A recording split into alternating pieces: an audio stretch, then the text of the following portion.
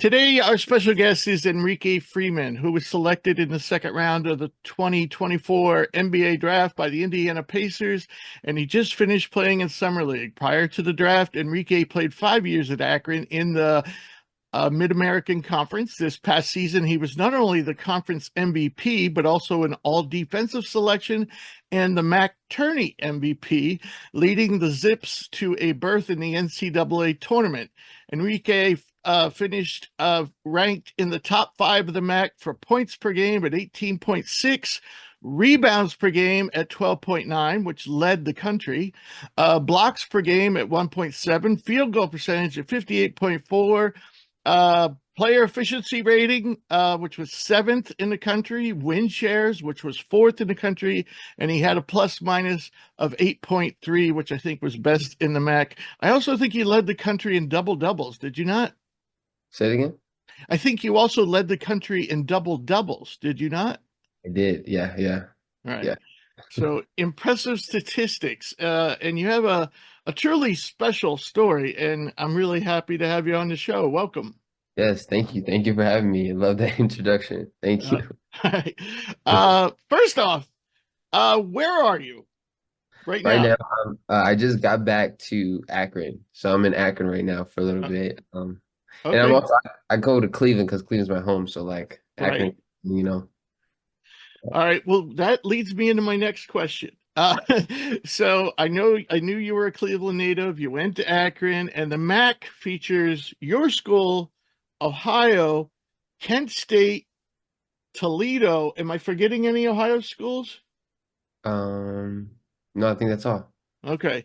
But Yeah. of those teams, who is the Zips' biggest rival? What school do Akron folks really hate? Oh, this is an easy question. Okay. I think, our rivalry against Kent is definitely, one of our biggest games in the season. We're only 40 minutes away from each other. So it's, Okay. it's just that, homeland fight, I think the Yeah. rivalry's been going on for years. And, at my tenure here at Akron, every, championship we've won, we were always playing our rival, we were always playing Kent to make it. So it's been pretty cool. Okay. I was just curious because I mean the MAC is just so, except for Buffalo, they're all like really close together. And I Yeah. was wondering how that all worked out. All right. So 2023 was quite the journey for you. But your basketball story really goes all the way back to your freshman year at Akron.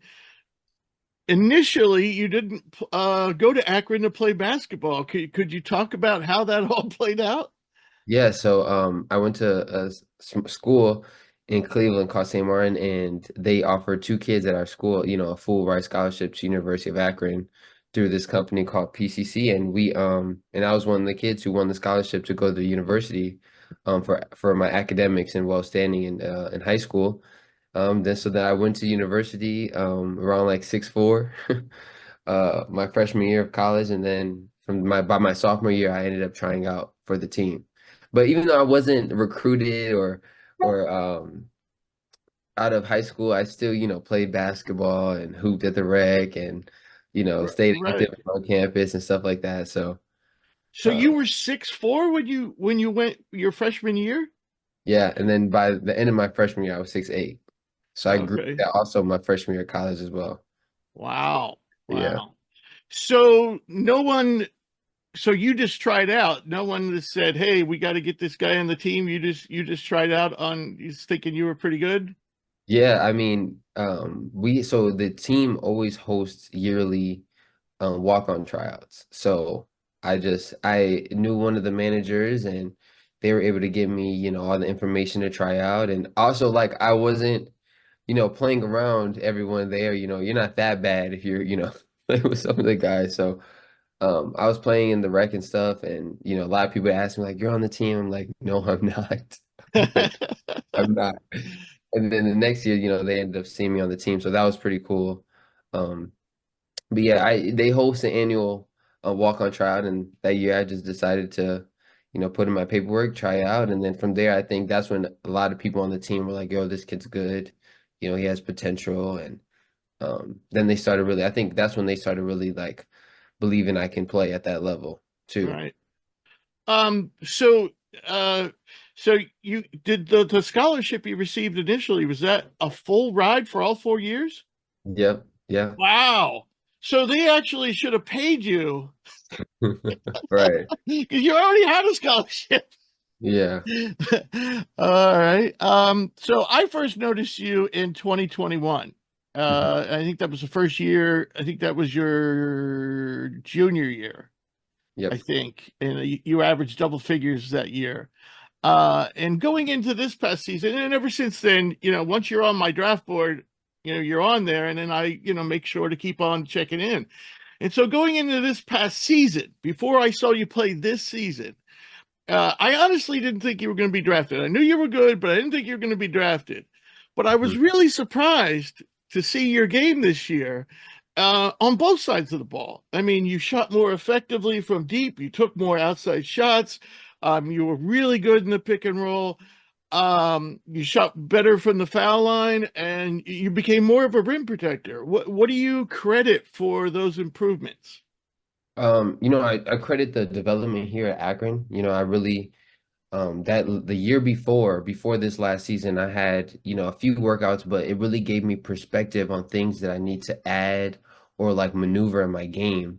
So I decided, I had the privilege with our coaches and some of our GAs here on staff, what I wanted to attack and what I wanted to get better at. So, the credit goes to everyone who's helped me, but I put in a lot of hard work to add those things to my game, shooting better, getting more shots up, being able to, play on the perimeter more, switching on defense, like you're saying, on both ends of the floor. So that's kind of where it started. And I think that really put me at a good advantage going into this year, especially in the draft process. Right, right. And I would think your draft stock even went up higher. Not so much for me because I don't put a lot of stock in one or two games, but I think for general public, when you put up 21 points and 14 rebounds against Creighton in March Madness, Yeah. um, but from there, that was just the start. So there you go, and you knock it out at the Portsmouth Invitational, which is a combine, Yep. and which earned you an invite to the G League Elite Camp, and there you knock it out, which earned you an invite to the NBA Combine, and there you knock it out again. Um, so when you're going through all this, and you tested out, not only did you stand out on the floor, you tested it out well athletically for someone as big as you. Yeah. So from March Madness through the Combine, what's going through your mind? Did it feel somewhat surreal that you kept on getting an invite to the next level? Yeah, I just it felt surreal and it just felt like, to me it feels like a video game.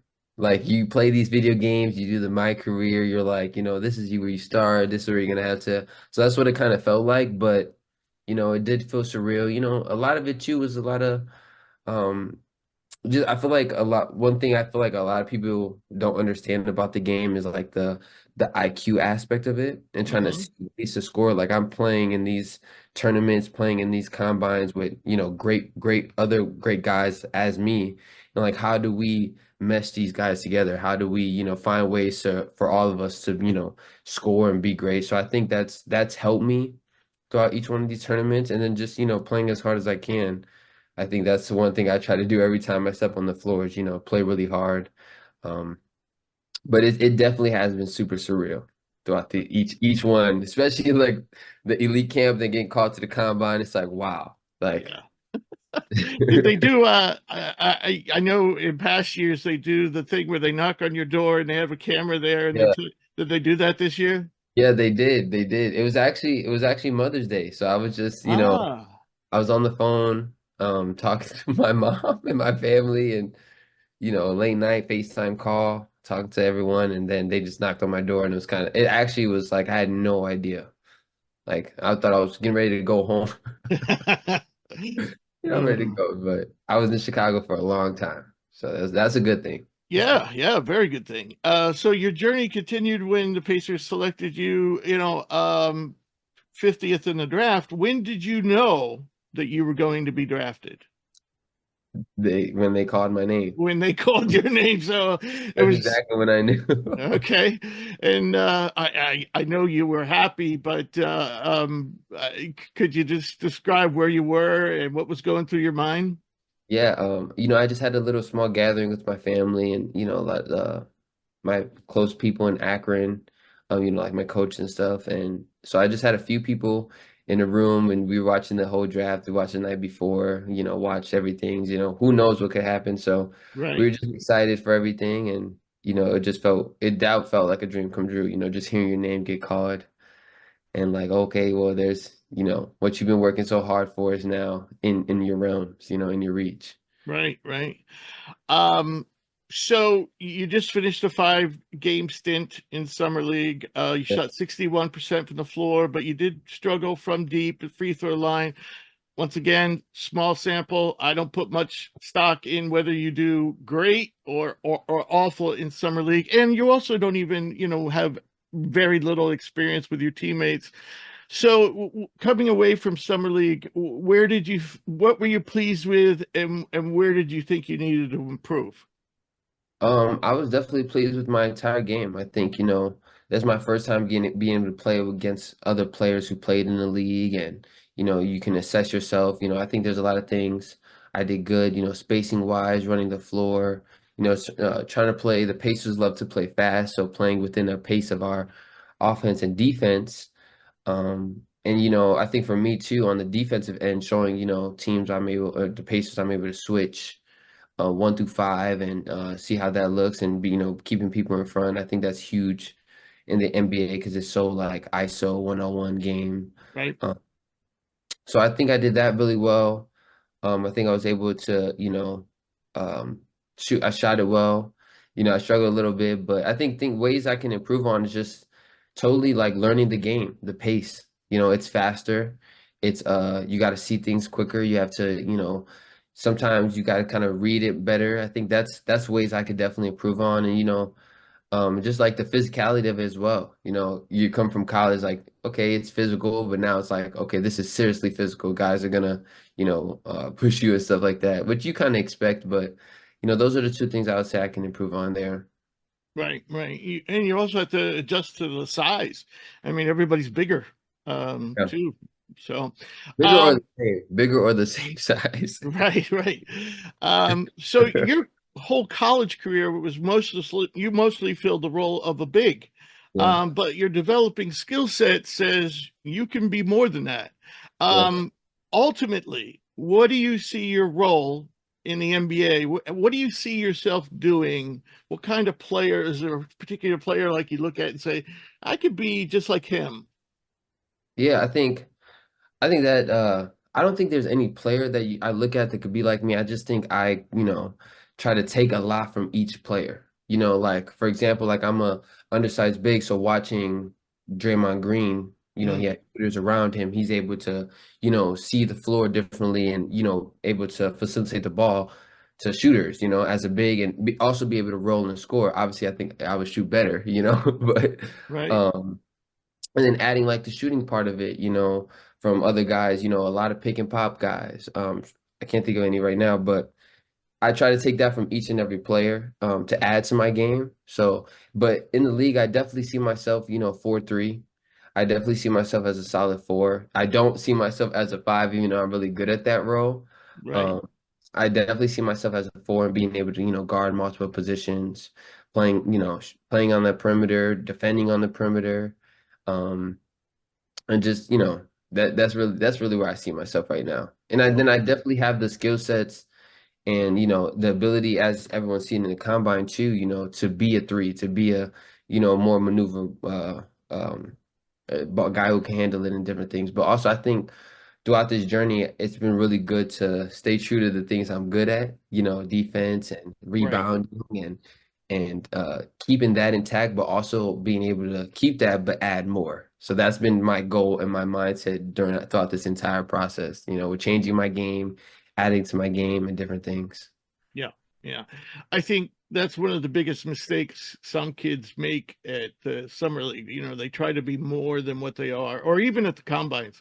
Yeah, And also, you know, earlier in the show, we were talking about, you know, what we look for in summer league, and we all agreed, you know, you could pretty much throw the stats out the window, but the right. one thing you have to see is effort, you know, Yeah, yeah, and you have that. So, you know, that was great to see. And you're right, you do fit in with the Pacers in terms of style. You know, I mean, you're one of the best in the country this year in transition, and your pick and pop game, your cut game is all there. So yeah. Um Perhaps more so than any other team going into the draft before we knew who was going to take who. The Pacers came in with a really full roster, you know, guys that were already under contract. And if my count's correct, after signing James Johnson last week, they only have one regular roster spot open, and that could be filled by Kendall Brown, depending on what they do with his non-guaranteed contract. right. And then they have Quentin Jackson and Oscar Shigwe on. They have qualifying offers sent out to them for the two-way contracts. Now they could rescind those. It's not guaranteed.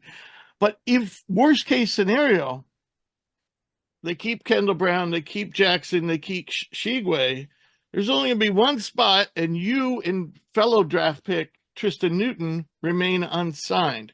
So what is the status of your contract situation right now, and what's your best guess on how it's going to play out? Well, I just right now, I'm in a good position. I don't know how much I really can talk about all these contracts while they're still in negotiation, but I'm in good position, to definitely, get a two-way or get a roster spot. So I'm in the mix for possibly both.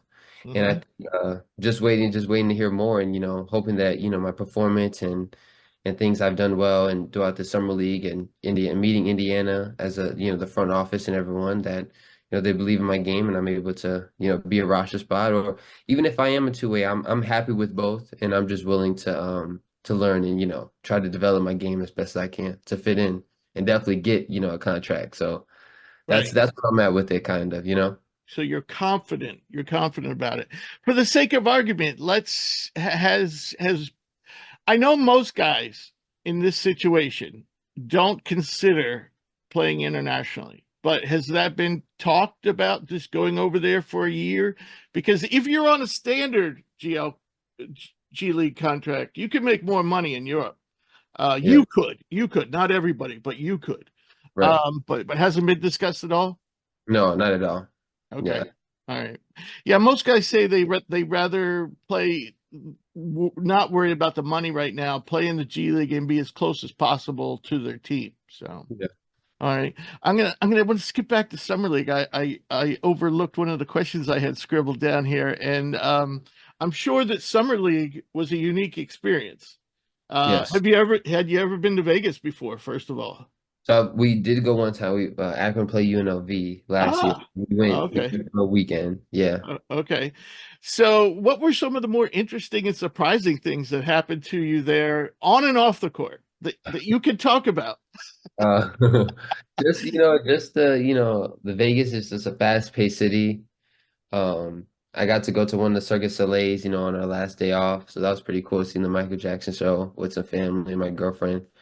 Um, but it's been really surreal, you see all these. I feel like as a fan of basketball, you look at all these players and they're there. So then when you're there playing, it's like those are not just, you're not just fanning over them. Those are your peers now, and you kind of gotta, get that level of respect, basketball wise. But that's probably been the coolest part, seeing everybody being around, the league, and also like we did the rookie transition program there with the National Basketball Players Association, so that was pretty cool. Learning about how it can take care of ourselves, our mental health, and Manage different your things like manage that, your money and stuff too. managing our money. Yes, so we got some very helpful tools there, and so it's been really cool, really cool experience. All So right. Um, who was the person that you ran into that maybe you didn't expect to run into? You're just like, oh my God, there he is. uh Or it could be, oh my God, there she is. I think the coolest thing though in Vegas was we got to see the USA team play Ah, versus Canada. right. The Pacers, all the guys on the Pacers, we showed up to, support Halliburton, and I just thought that was the coolest thing. It's like one of the greatest teams assembled. So it's Right. like that was pretty cool. That was Yeah. probably cool to I like, whoa, I can yeah, imagine. I can imagine. That would have been yeah, that'd been a treat. All right. So I want to got two more questions for you, then I'll let you go. But looking back at 2023, an MVP season in the MAC, a trip to March Madness, stellar performances in three different combines, the draft, and you're drafted, and now Summer League. That's quite the journey for someone who came to a school on an academic scholarship. So has it sunk in yet what you've accomplished? And are you a bit tired?